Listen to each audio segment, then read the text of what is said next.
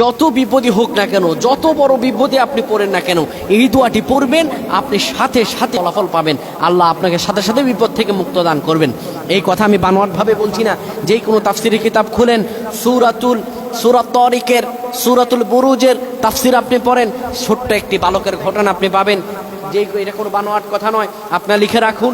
এই বালকটি যখন এই দোয়াটি পড়ল, আল্লাহ সাথে সাথে তাকে বিপদ থেকে রক্ষা করে দিলেন, আল্লাহ সাথে সাথে তাকে বিপদ থেকে মুক্ত দান করলেন। এই দোয়াটি যখন পড়ল, গোটা পাহাড় সরে গেল। এই দোয়াটি পড়ল, তাকে সমুদ্রে নিয়ে যাওয়া হলো বিপদে ফেলানোর জন্য, সাথে সাথে সে সমুদ্রের বিপদ থেকে মুক্ত হয়ে গেল। সুবহানাল্লাহ ওয়া বিহামদি। এই দোয়াটি এত ফজিলতপূর্ণ দোয়া, এত বরকতপূর্ণ দোয়া, কেউ যদি এই দোয়াটি পড়তে পারে, আমার আল্লাহ তাকে কঠিন ও জটিল বিপদ থেকে বাঁচাবেন। এই দোয়াটি আবার বলছি, আপনাদের মনোযোগ আকর্ষণ করছি, যত কঠিন বিপদে পড়েন আপনি দোয়া পড়বেন, আল্লাহ আপনার বিপদ থেকে বাঁচাবে।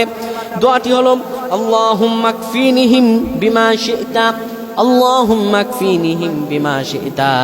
আপনি যত বিপদে পড়ে যান, এই দোয়াটা পড়বেন, আল্লাহ জটিল ও কঠিন সকল বিপদ থেকে আপনারে বাঁচাইয়া দিবেন। আল্লাহুম্মা আমিন।